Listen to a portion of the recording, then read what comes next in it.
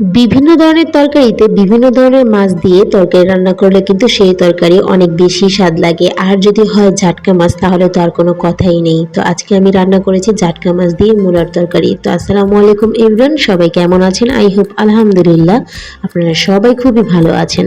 তো স্বাগত জানাচ্ছি আমার মেসেজ রোল স্ট্রিম পেজে। তো আজকে আমি রান্না করছি হচ্ছে মূলা দিয়ে জাটকা মাছ দিয়ে একটি মজাদার দারুণ তরকারির রেসিপি। তো এই রেসিপিটা তৈরি করার জন্য আমি আগেই জাটকা মাছগুলো ভালো করে ভেজে নিয়েছি, ধুয়ে তারপরে হচ্ছে মূলাগুলো ভালো করে কেটে নিয়েছিলাম নিজের পছন্দ মতো সাইজ অনুযায়ী। তারপরে ভালো করে ধুয়ে এইগুলা ভালো করে কষিয়ে নিব। আর সেটার জন্য আগে পেঁয়াজ দিয়ে যতগুলো মশলা আমার প্রয়োজনীয় সব দিয়ে ভালো করে আগে কষিয়ে নিয়েছি। তারপরে ধুয়ে রাখা মূলাগুলো সেই কষানো তেলের মধ্যে ছেড়ে দিয়েছি। এখন আমি ভালো করে এটা নেড়ে চেড়ে আগে অনেকক্ষণ দমে রাখবো যাতে ভালো করে মূলাগুলো সিদ্ধ হয়। আপনারা চাইলে কিন্তু সময় যদি সংক্ষিপ্ত থাকে তাহলে এটা রান্না করার আগেই একটু ভালো করে সিদ্ধ করে ভাপিয়ে নেবেন, যাতে রান্না করার সময় রান্নার সময়টা কম লাগে এবং ভালো করে সিদ্ধ করা হয়ে যায়।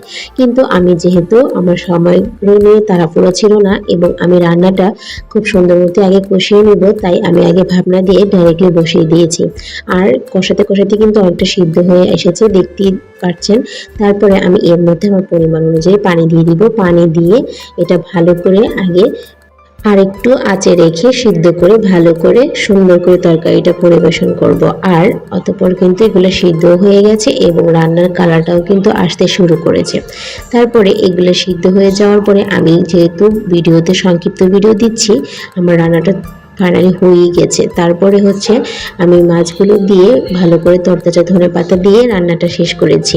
তো বন্ধুরা, পুরোটা ভিডিও দেখে আপনাদের কাছে কেমন লেগেছে আমার সেই মূলার তরকারি রান্নার রেসিপিটা, সেটা কিন্তু অবশ্যই কমেন্টে জানাবেন। এটা দেখতে যেমন সুন্দর হয়েছে, খেতেও কিন্তু তরকারিটা বেশ স্বাদ হয়েছে। তো আপনারা বন্ধুরা পুরোটা ভিডিও না টেনে দেখে কমেন্ট করে কিন্তু অবশ্যই জানাবেন। আর বাসায় কিন্তু আপনারা চাইলে এইভাবে এই রেসিপিটা তৈরি করে দেখতে পারেন। তো আজকে এই পর্যন্ত, সবাই ভালো থাকবেন। আল্লাহ হাফেজ।